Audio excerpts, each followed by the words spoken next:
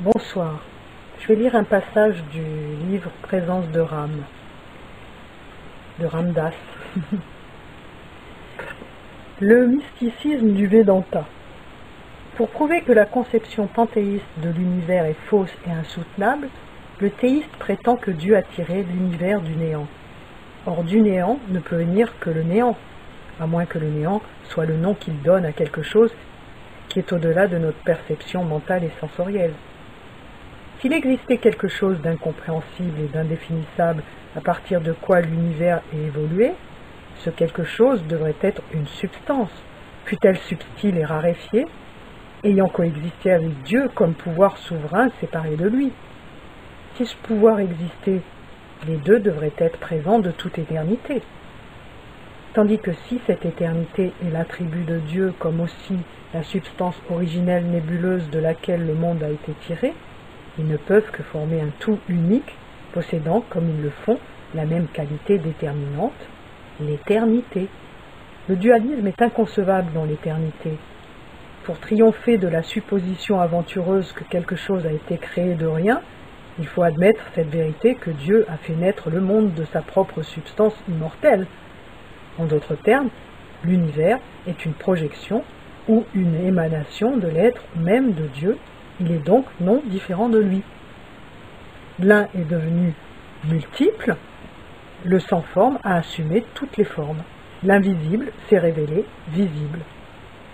Le suprême mystère de Dieu, comme le déclarent les mystiques orientaux, ou rishis, c'est la grande cause. Le Seigneur suprême des mondes est à la fois la vérité statique et toute pénétrante. Elle est aussi l'esprit dynamique, actif et manifeste dans le vaste phénomène de la nature. Telle est la conclusion à laquelle sont arrivés des hommes de la plus haute lucidité spirituelle, dont les vies sont mêlées à la vie de Dieu, et qui contemplent l'univers comme l'image unique de Dieu, à qui il est inséparablement uni. Dieu est donc l'essence éternelle, et c'est seulement de cette essence qu'il a pu créer la substance de cet univers. La matière est l'expression de l'esprit, et elle est la révélation complète de Dieu dans la nature. Autrement dit, Dieu doit être comme un potier qui moule les mondes et qui est indépendant de la substance avec laquelle il les a créés. S'il en est ainsi, il faudrait considérer que lui seul est responsable des différences constatées dans toutes les créatures et dans tous les êtres du monde. Le pécheur et le saint sont tous deux son ouvrage. Alors se pose la question, pourquoi donc y a-t-il des pécheurs? Pourquoi dans l'un des tendances appelées mauvaises, dans l'autre des tendances appelées justes? Le théiste ne peut résoudre cette question. Dire simplement que c'était là le bon plaisir de Dieu n'est pas une réponse. Si Dieu se trouve en rapport avec le monde seulement comme créateur, pourquoi a-t-il créé dans ce monde le péché, le chagrin et la souffrance? Le mystique dit: lorsque tu es avec Dieu dans les profondeurs de la méditation, tu comprends que tout est juste dans le monde, car Dieu lui-même est le tout en tout. Si on lui objecte: où est ce Dieu auquel tu cherches à t'unir? Il répond: en vérité, Dieu est en toi-même.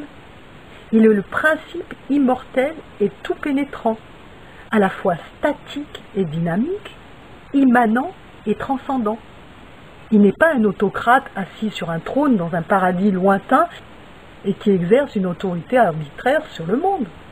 De telles notions sur Dieu prêchées et propagées par les théistes ont contribué à la propagation de l'athéisme, du matérialisme et de l'agnosticisme. Dieu est la vie de nos vies.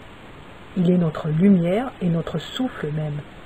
Il est la substance même de notre existence et de celle du monde. Nous pouvons percevoir l'ordre et l'harmonie dans le cosmos seulement lorsque Dieu est réalisé à la fois comme esprit panthéiste et comme un pouvoir qui dirige tout derrière la manifestation visible de cet univers. Le cosmos et son expression concrète, sa révélation dans le nom et la forme. Comme tu ne peux séparer le soleil de sa lumière, tu ne peux imaginer le Créateur comme distinct de sa création. La question qui se pose à nous, avec insistance, c'est si Dieu est tout-puissant, et s'il doit être compris seulement comme créateur des choses, pourquoi a-t-il créé les mots tels que la haine, la discorde et la guerre?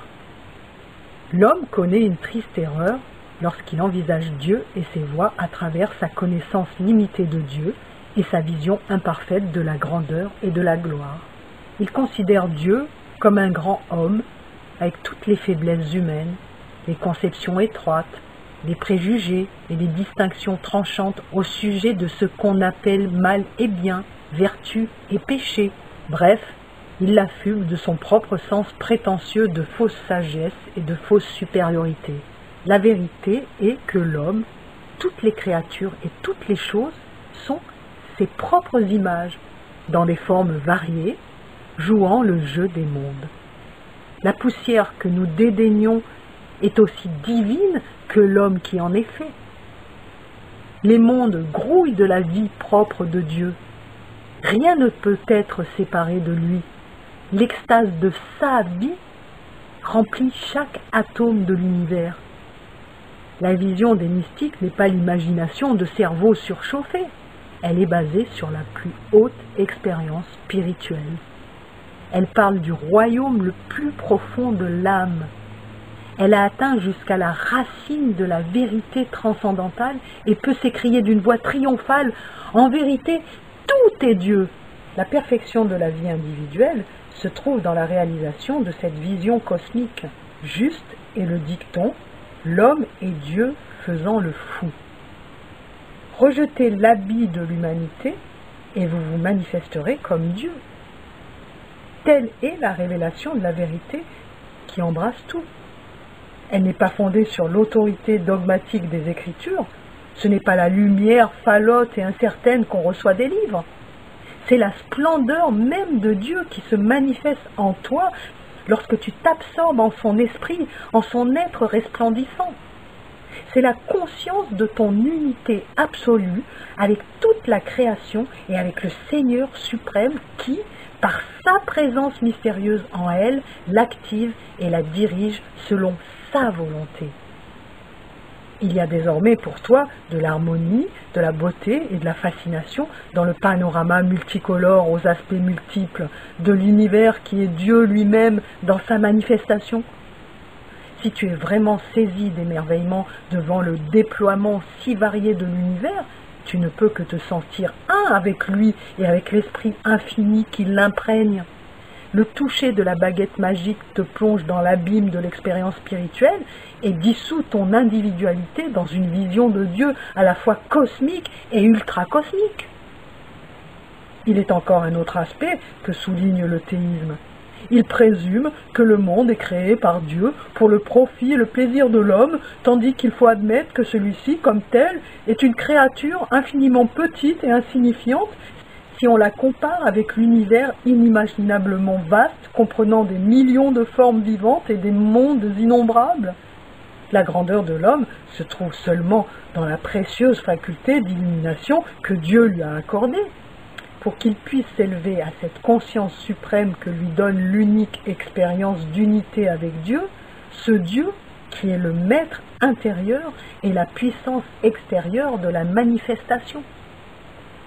Dans l'extase de cet accomplissement, l'âme s'écrie « Je ne fais qu'un avec toute la vie qui anime les mondes, l'univers entier est mon image visible. Mon amour pour tous est basé sur ma connaissance de l'identité avec chaque être, esprit ou forme. Jésus a dit « Mon Père et moi sommes un ». Voir le Fils, c'est voir le Père. Le royaume des cieux est au-dedans de vous. En vérité, dans ce paradis qui est en toi, demeure le Tout-Puissant que tu cherches et que tu pries, avec lequel tu aspires de t'unir et de gagner ainsi ses bénédictions et sa béatitude.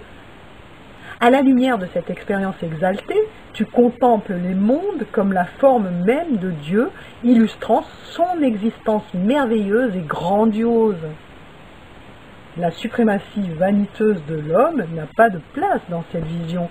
Il révérera même un brin d'herbe en voyant que la puissance divine se manifeste avec la même intensité dans la plus petite comme dans la plus grande des choses.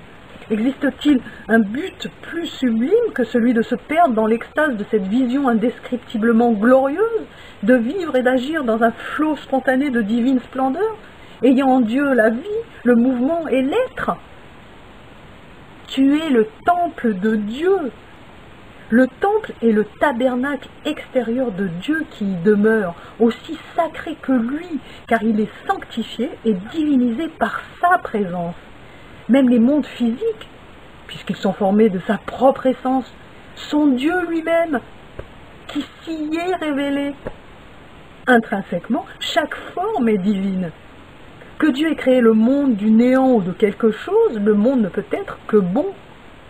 Voir le mal dans le monde, c'est attribuer le mal à Dieu qui l'a créé. Tu vas naturellement demander, si Dieu est tout-puissant, pourquoi a-t-il créé le mal que l'on trouve si souvent dans le monde?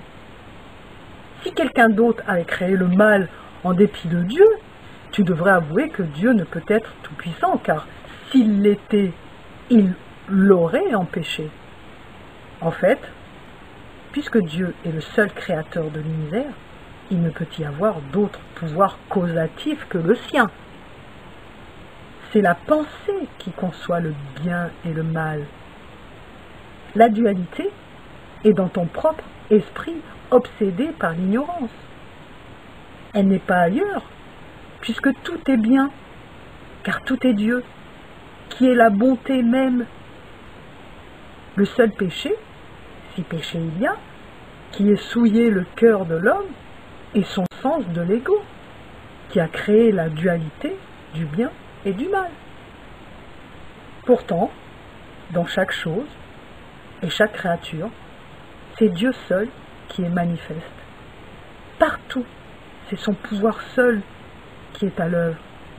Les forces créatrices, constructrices et destructrices qui créent, façonnent et changent le visage de la nature sont entièrement à lui, puisque lui est en tout et qu'il est tout. Pour toi, le paradis est ici même, lorsque tu réalises que Dieu demeure en toi et que tu es un avec lui. Mais oublie cet état suprême et tu seras dans l'enfer de ta propre création. Si tu admets que le mal existe, tu ne peux justifier les voies de Dieu à l'égard de l'homme. Créer un homme et le mettre ensuite dans un état de péché et d'ignorance pour après cela le rédimer et le conduire en un paradis loin de la sphère actuelle de sa vie n'est pas le fait d'un Dieu tout-puissant et miséricordieux. Il devrait vraiment avoir une nature cruelle si, ayant fait l'homme par son propre pouvoir et par sa volonté, il l'avait précipité méchamment dans les affres de la douleur imméritée, les souffrances de la pauvreté et souvent dans les abîmes de dégradation, de désespoir et d'impuissance. Le Dieu miséricordieux ne le ferait pas. Sinon, il serait condamné par sa propre création. Ainsi, Dieu lui-même est l'univers et tout ce qui s'y trouve. Telle est la vérité par la connaissance de laquelle seulement l'homme peut sentir, comprendre et éprouver pleinement la bonté, la charité, l'amour infini du Dieu Tout-Puissant. En fait, il n'y a rien d'autre que lui dans toutes les manifestations. Toutes les natures, les caractères et les qualités observées dans le monde des êtres humains, des créatures et des choses, appartiennent à son jeu, lui seul étant reconnu comme tout. Voilà. Je remercie l'auditeur de m'avoir remis ce passage merveilleux en mémoire. Bonsoir.